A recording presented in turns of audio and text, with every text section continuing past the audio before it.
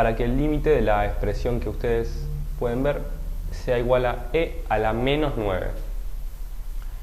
Lo que yo hice fue copiar la expresión que veían en pantalla y la puse acá, para ir modelándola hasta que esta expresión se parezca de alguna forma a los límites que nosotros conocemos, que son los de 1 más 1 sobre n a la n, que tiende a e, o el límite de 1 menos 1 sobre n a la n, que tiende a e a la menos 1. Si nosotros logramos que esta expresión se parezca de algún modo a alguna de estas dos, vamos a lograr entender mejor cómo es el límite y las condiciones que deben darse sobre k para que el límite sea e a la menos 9. Otra cosa que voy a usar es que, por ejemplo, si yo tengo una sucesión a sub n que tiende a más infinito, no es necesario que acá y acá aparezca n. Por ejemplo, puede aparecer la sucesión de la que estamos hablando, y esto igualmente va a tender al número e. Del mismo modo, esta sucesión con un menos acá va a tender a e a la menos 1. Como ejemplo de estos, por ejemplo, uno puede decir que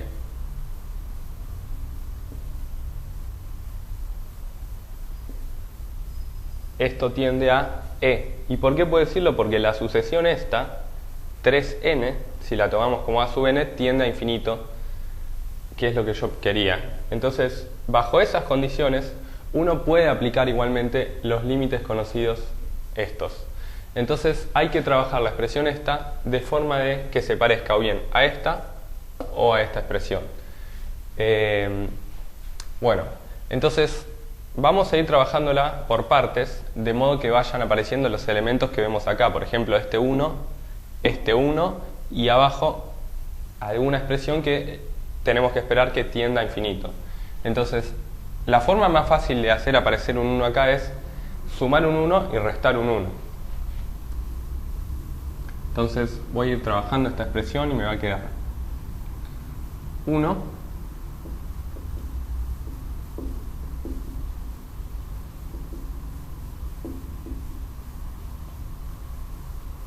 es decir, agrego un 1 adrede y lo resto porque si no estaría modificando la expresión.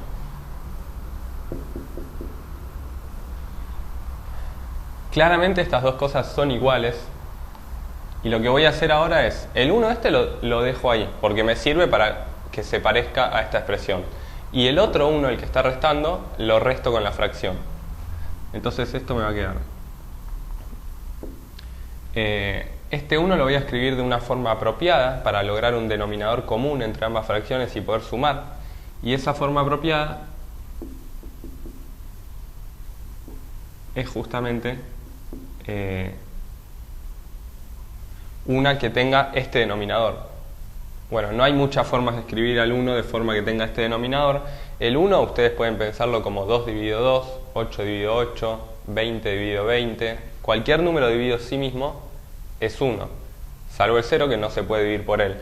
Entonces, si yo agarro este denominador y multiplico y divido por ese denominador, voy a obtener el 1 de esa forma. O sea, yo lo que estoy diciendo es que el 1 que ustedes pueden ver arriba restando no es más que esta expresión.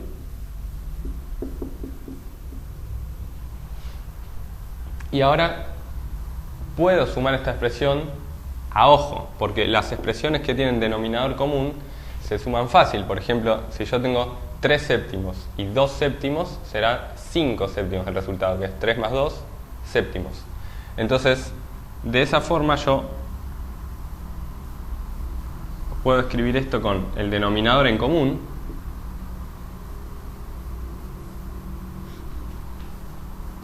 (5n² menos 5n² me da 0, 2 menos 3n me queda más 3n, o sea 3n más 2. ¿Bien? Ahora, ya logramos que la expresión se vaya pareciendo un poquito más a la que tenemos como modelo, ya sea esta o esta.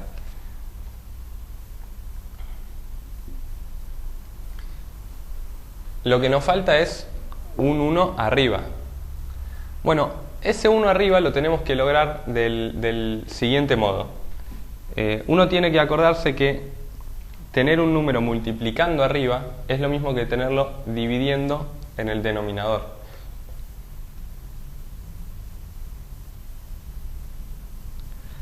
Recuerden que la expresión fraccionaria no es más que una división. Entonces, esta división uno la puede escribir como A dividido B dividido C dividido D. Ahora, ¿cómo hace uno para dividir fracciones? Lo que uno hace es invertir la fracción que está a la derecha y multiplicar. O sea, esto es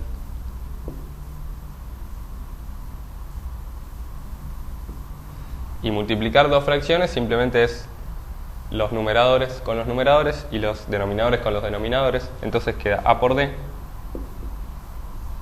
y B por C. En conclusión, observen qué fue lo que sucedió.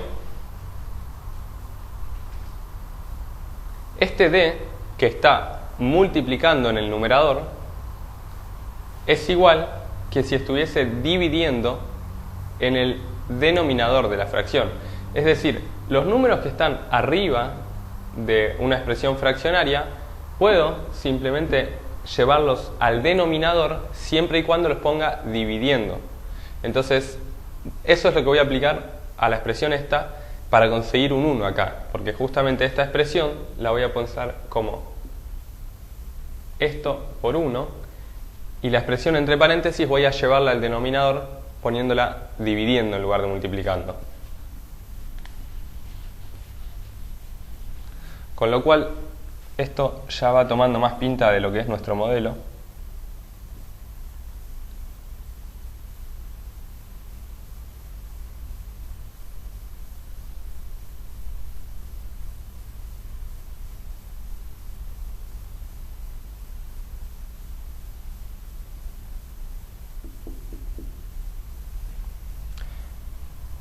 Muy bien.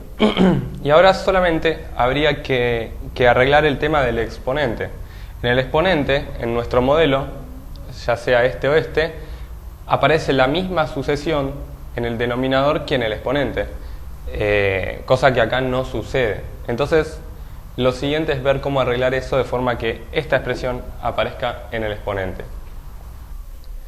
Con tal objeto voy a hacer un breve repaso de lo que son las propiedades de los exponentes. Y en particular, la propiedad que me va a servir es la que dice que b a la x a la y es b a la x por y. Un ejemplo de aplicación de esto es, por ejemplo, o un ejemplo para entender un poquito la idea de por qué vale esto es b al cubo al cuadrado. Observen que sería 2 al cubo es 2 por 2 por 2, y si yo quiero elevar este número al cuadrado, tengo que hacer 2 por 2 por 2 por sí mismo una vez más, o sea, por 2 por 2 por 2. En conclusión, llego a que hay, multiplicándose 1, 2, 3, 4, 5, 6 veces el mismo número, y eso es 2 a la sexta, que es lo que uno debía de esperar teniendo en cuenta la fórmula de arriba, ¿sí? Porque si yo quiero hacer 2 al cubo al cuadrado, lo que dice la fórmula de arriba es que esto es igual a 2 a la 3 por 2, que es 3 por 2, 6, ¿sí? Que es lo que obtuve acá. Entonces, voy a utilizar esa fórmula, para decir que, para trabajar un poquito más con la expresión, con nuestra expresión a la cual le vamos a tomar límite enseguida. Entonces, la voy a llamar así a la expresión y voy a seguir trabajándola por acá.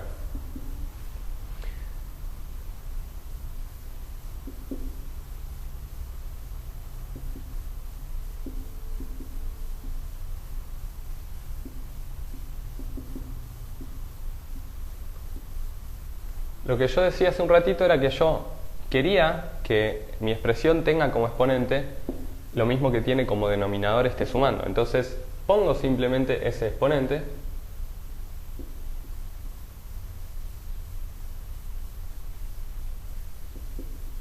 pero yo no puedo poner un exponente así por poner, tengo que mantener la igualdad justamente que escribí acá.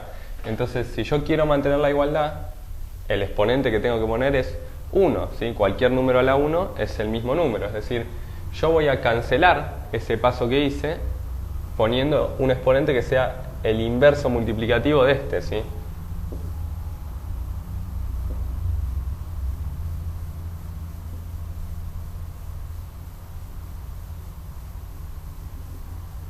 Toda esta expresión que ustedes ven entre corchetes no es más que esa expresión que ven entre paréntesis, ¿sí? Porque es esta expresión elevada a la 1 y cualquier número a la 1 da el mismo número. Entonces, este modelo en el cual estoy y esta forma de hacer los pasos en la que estoy haciendo este ejercicio es la fórmula que se aplica a todos los ejercicios en los que ustedes tienen que calcular un límite con una fracción a la algo. Lo más seguro es que les dé e a la 3, e a la 7, e a la menos 2. Entonces estos son los pasos a seguir en todos esos ejercicios. Así que es muy importante que ustedes sepan cómo abordar a un exponente que sea igual al denominador. Y la forma es esta, es simplemente ponerlo y sacarlo multiplicando por su inverso multiplicativo. Bueno, ahora me falta, no me tengo que olvidar del exponente que ya llevaba de por sí la expresión, que es 7 menos k por n. Bien, entonces lo que voy a decir es que esto es igual a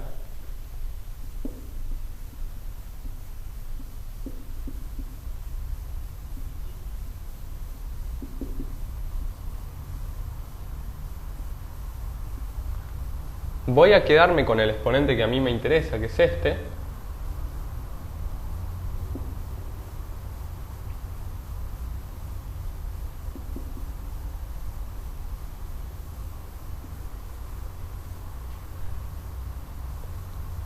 Y este exponente que está multiplicando lo voy a sacar afuera del corchete.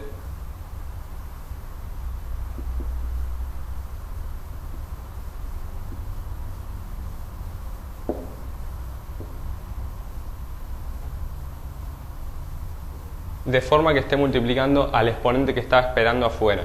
Entonces, bien, ¿por qué puedo sacar este exponente afuera del corchete así como así? Puedo hacerlo porque, como vimos, si yo tengo dos exponentes, puedo, cuando yo quiera, agarrar el segundo y ponerlo afuera del paréntesis. Puedo escribir un producto de dos exponentes como potencia de potencia, ¿sí? Entonces eso es lo que estoy haciendo, estoy tratando a este como x y a este como y, ¿sí? Siguiendo esta fórmula, ¿sí? Acá está una cierta base a la x por y yo lo que hago es escribirla como la base a la x a la y. Y simplemente afuera había un exponente esperando, ¿sí? Entonces, eso es lo que yo estoy haciendo y es lo que vale hacer. Entonces, por último, veamos lo siguiente. ¿Quién sería nuestro a sub n? ¿Sí? El a sub n que teníamos como modelo en esa fórmula que queríamos a la cual queríamos abordar, ¿sí? El a sub n era lo que estaba en el denominador y en el exponente, y es 5n cuadrado menos 3n dividido 3n más 2. Bien, este a sub n, por ejemplo, sacando factor común arriba y abajo, pueden ver que tiende a más infinito, que es lo que nosotros queríamos, ¿sí? Entonces, eso puede verse sacando factor común n cuadrado, la máxima potencia de arriba. Observen que cuando uno hace la propiedad distributiva en esta expresión queda n cuadrado por 5 y n cuadrado por 3 por 1 sobre n, y n cuadrado dividido n es n, ¿sí? Entonces está bien sacado el factor común. Uno para chequear que saca bien factor común lo que tiene que hacer es lo contrario, la distributiva, y ver que le queda la expresión original. Y acá abajo voy a sacar factor común el n y me queda 3 más 2 sobre n. Bien, una vez que se saca el factor común puedo tachar esto. Esto tiende a 0, esto tiende a 0. O sea, la expresión de arriba tiende a, el paréntesis tiende a 5, este paréntesis tiende a 3. Eso es por álgebra de límites, ¿sí? Cuando los límites dan finito, yo puedo utilizar el álgebra de límites, es decir que si tengo el límite de una suma, es la suma de los dos límites, ¿sí? Entonces, tengo una expresión que tiende a 5 tercios multiplicada por otra expresión que es esta, que tiende a más infinito, ¿sí? Entonces, utilizando el álgebra de límites, que se puede usar siempre que no haya una indeterminación, yo concluyo que esto tiende a más infinito, que es lo que a mí me interesaba y tenía que cerciorarme de eso. Entonces, lo que yo digo es que como más infinito por 5 tercios no es una indeterminación, puedo decir que da más infinito el límite. Entonces, una vez que yo calculé que el límite sea infinito, yo ya puedo decir que el límite de la expresión que está entre corchetes directamente es e, ¿sí? Entonces, toda esta expresión va a tender a e, por lo que decíamos en principio, que era el modelo que estábamos siguiendo del a sub n, y porque acá me quedó un más. Entonces, lo que hay que seguir analizando es el límite de este exponente. Fíjense, voy entonces a agarrar el exponente, que es 3n más 2 dividido 5n al cuadrado menos 3n por 7 menos k por n. Hago la propiedad, multiplico esto, me queda